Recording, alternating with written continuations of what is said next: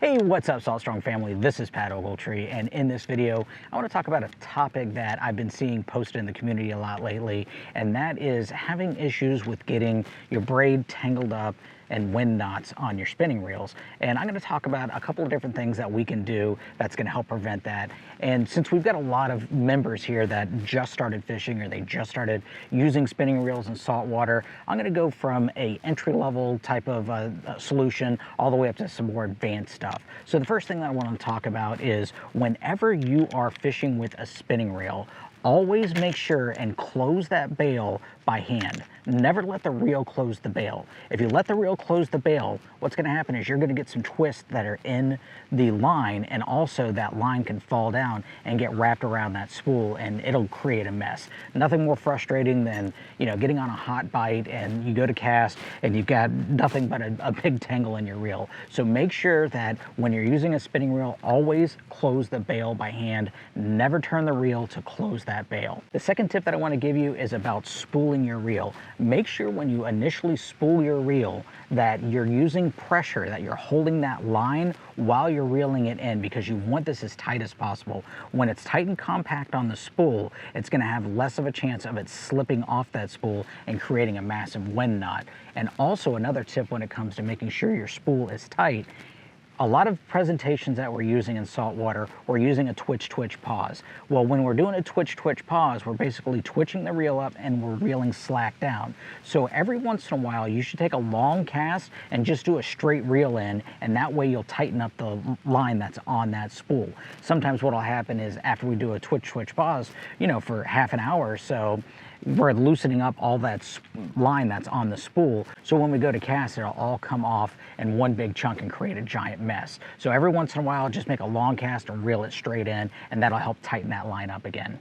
So the third tip that I want to give you when it comes to making sure you can decrease the amount of tangles and wind knots that you can get with your spinning reel is make sure you manage your line properly. So braid has a lot of positive attributes. You can cast further because it's thinner diameter. You can feel more of the strikes because it has less stretch, so you get more feedback from your lure. You can put more line on your reel in the same amount of space. There's some great things that braid does, but one thing that braid causes you to have to do, and that is to manage your line. And what I mean by that is, as you cast and you close your bail, what you need to do is you can't just throw it out there and then click your reel shut and then start reeling in, because sometimes with some braids, they act a little bit differently. So what I happen to have on this reel is the Daiwa Grand, the 8-strand, and this has a tendency to kind of shoot off the reel. So if we're not paying attention to that, what'll happen is you'll get a little bit of a loop that's just right off that edge, and when you go to cast, you're gonna have that one little loop that's gonna catch, and it's gonna go out, and it's gonna take all the line that's on top of it with it,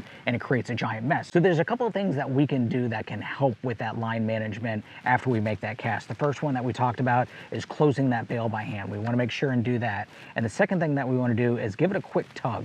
And when you give it a quick tug, it's going to put that line in the position on the reel where it needs to be. So when you start reeling, it doesn't happen to have a little loop that comes over the top or even falls down at the base of the spool and creates a mess. So close the reel by hand, boom, and give it a quick tug, and then you can start reeling it in. So this might sound like something that, is an added thing that you got to worry about or take some extra time when you're out there on the water. But to be honest with you, with repetition, you don't even realize you do it anymore. It's actually really quick, and it's not even noticeable. But what it does do, it helps eliminate a lot of that line twist that you're gonna have, or line issues that you're gonna have with braid on a spinning reel. So just to put it all together again, there's 3 things that can really help you out when it comes to reducing the amount of issues that you're going to have with braided line on your spinning reel. The first one is, make sure and spool that reel tight. Make sure and put some pressure on there so your spool of line is tight on your reel. The next one is always close the bail by hand. And then after that, make sure and give that a quick little tug whenever you close that bail.